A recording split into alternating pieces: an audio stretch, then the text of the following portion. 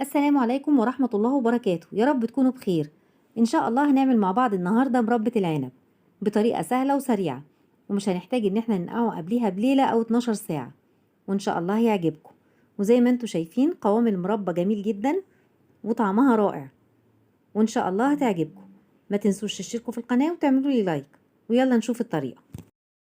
هكون محضرة 2 كيلو عنب غسلاه ومصفياه من المية، وكوبايتين سكر، وأربع معالق كبار عصير ليمون. بالنسبة لكمية السكر بتعتمد على العنب إذا كان مسكر ولا مزز، فلو انت هتعملي بالعنب الأحمر أو الأصفر فالعنب الأحمر سكره بيبقى أعلى من الأصفر، ففي الحالة ديت لكل كيلو عنب أحمر هاخد له كوباية سكر. بالنسبة للعنب لو كان مزز معاكي هتعلي كمية السكر، ممكن تضيفي من كوباية ونص سكر لكوبايتين سكر على حسب المزازة بتاعته.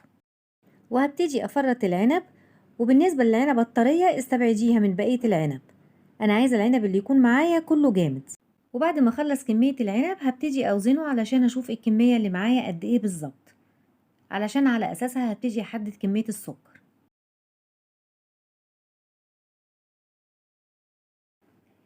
العنب خلاص بقى جاهز ووزنته طلعوا 2 كيلو. هياخدوا كوبايتين سكر، وكل كيلو هياخد معلقتين كبار عصير ليمون.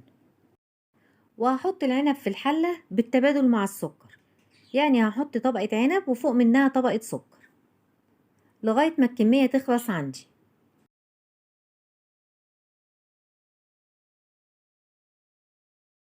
وهقلبهم كلهم مع بعض. في طريقتين للتسوية، إما أسويه على طول مباشرة على البوتاجاز، إما أخليه لمدة 12 ساعة في التلاجة علشان ينزل المية بتاعته. في حالة لو انت سبتيه في التلاجة لمدة 12 ساعة مش هتضيفي أي نقطة مية، لأن العنب هينزل ميته وهيدوب مع السكر. لكن لو انت سويتيه على طول هنحتاج ان احنا نضيف نص كوباية مية علشان يساعد ان السكر يدوب. وهبتدي أولع البوتاجاز وهقلبه تقليبة، وبعد كده هضيف له نص كوباية مية وهقلبها بعد ما ضفت المية، وبعد كده هوطي النار عليها واغطيها. السكر داب والعنب ابتدى ينزل المية بتاعته وحجم المية ابتدى يزيد. هبتدي اعلي النار واغطيها، وكل شوية هتابع وابص عليها.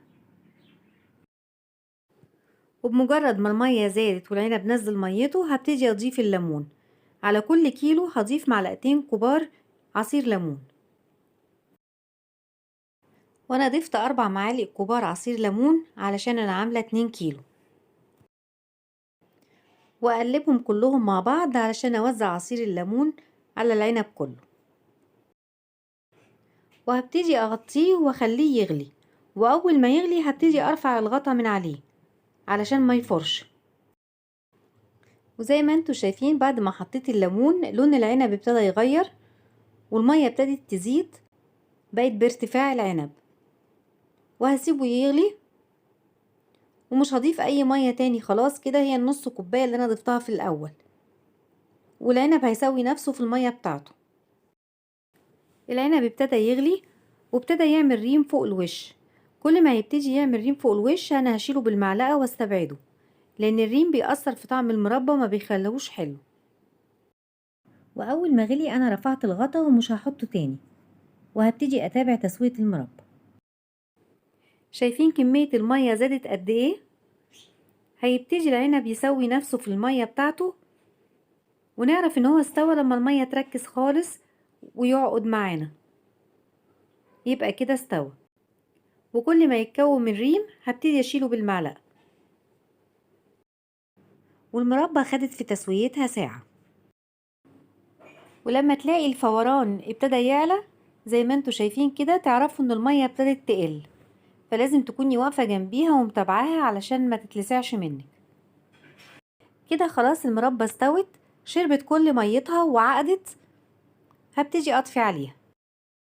المربى بعد ما حرارتها تهدى شوية هبتدي اعبيها في البرطمانات. اهم حاجة ان البرطمانات تكون ناشفة كويس ومتعقمة، لان لو البرطمانات مبلولة المربى هتبوظ منك. ولما تيجي تطلعي من البرطمان اتأكدي ان المعلقة تكون ناشفة كويس. واملي البرطمان للاخر علشان ما يبقاش فيه اي هوا يدخل في البرطمان، يعني يا دوبك هنقفل الغطا عليه بعد كده.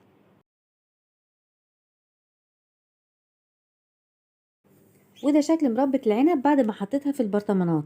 ال2 كيلو عنب طلعولي 3 برطمانات متوسطين في الحجم، وهنغطيه، وأول ما تهدى حرارة البرطمان هبتدي أدخله في التلاجة.